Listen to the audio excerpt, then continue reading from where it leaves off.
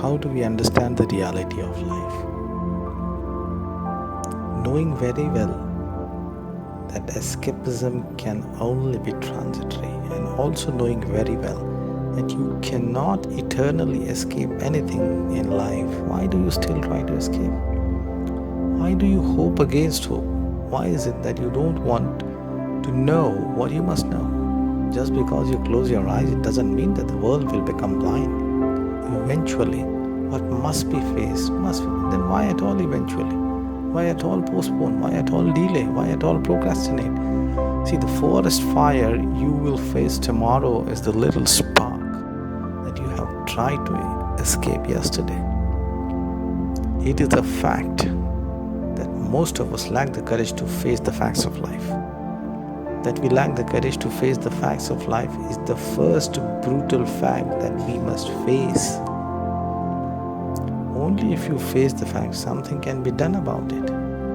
If you try to run away or avoid the fact, it gets nastier and it revisits you. At least now face the fact. Something can still be done about it. What you avoid does not go away from you. It gets uglier and it keeps on revisiting you. Every fact that you escape from will haunt you in the future with thoughts such as, I should have, I could have, I must have. See, everything that was ever solved was solved because somebody was willing to face it. It all starts with the courage to face the facts. In facing the facts that you had always tried to avoid, for the first time, you are looking at life square in the eye. Escapism is not for people like you and me. What must be faced sooner rather than later. Look into his devotion. See, in everything we make, create and produce, there is an invisible ingredient, and this invisible ingredient makes the difference between the better and the best, the ordinary and the extraordinary, the good and the excellent. Was the work done with love and happiness, or was it performed with apathy and reluctance?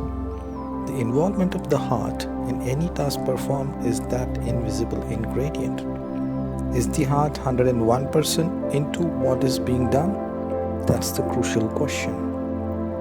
The devotion is not a quality that should be reserved only for places of worship and altars of God.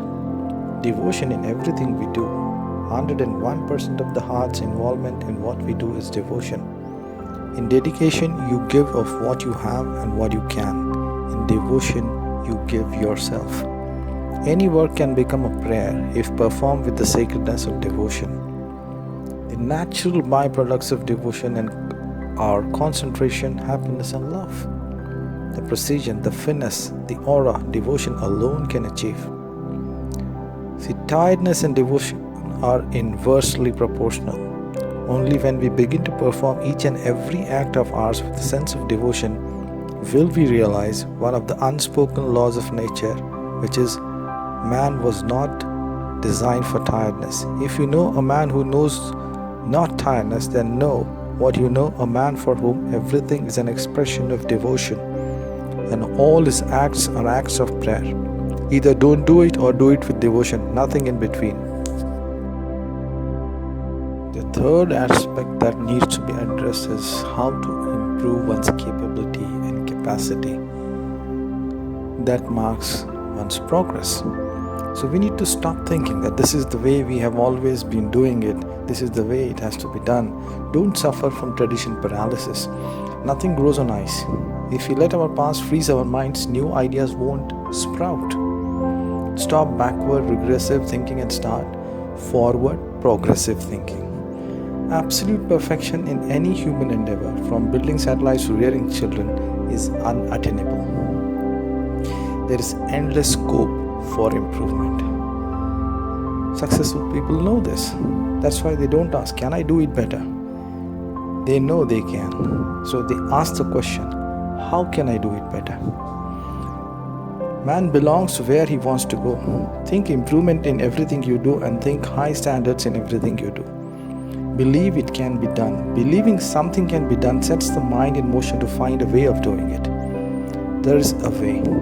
and there is a better way. When you believe it is impossible, your mind goes to work to prove why. But when you believe and really believe that something can be done, then your mind goes to work to help you find ways of doing it. Your mind will find a way if you allow it to. Many of us whip and defeat our desires simply because we concentrate on why we can't, when the only thing worth concentrating on is why and how we can. In almost everything in life, from work to home to community development, the formula for success is do what you do even better. Improve the quality of your output and do more of what you do. Increase the quantity of what you do. Qualitative upgradation plus quantitative growth is progress. Constantly remind yourself that you are better than you think you are, so you can do everything in a better way than you are already doing it. Also, constantly remind yourself that you're not doing as much as you can, so you can do more of everything than what you're already doing. Capability is the ability to better what you are already doing. Capacity is about doing more of what you are already doing. Improve your capability, increase your capacity. That's progress. Thank you.